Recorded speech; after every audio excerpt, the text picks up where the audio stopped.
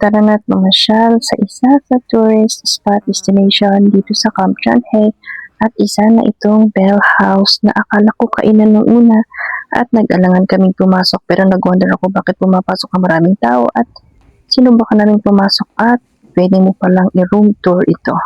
At ayan ang kanyang living house. Ay stay living room.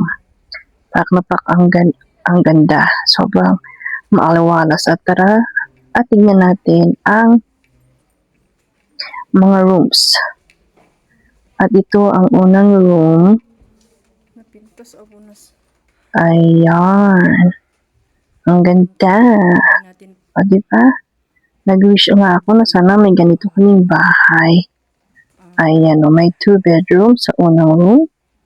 Ay may 2 beds sa unang room. At ang second room ay merong isang bed. Pero meron siyang sariling fireplace para hindi giginawin ang matutulog dyan kasi malamang mag-isa niya lang, wala siyang kayakap kaya may sarili siyang fireplace. At sa pangatlong room, may isang bed. Kaya meron siyang fireplace kasi isa lang ang bed, wala siyang kayakap, kailangan niya ng pampainit. Ganyan pala. Kaya ayan, o diba, may fireplace.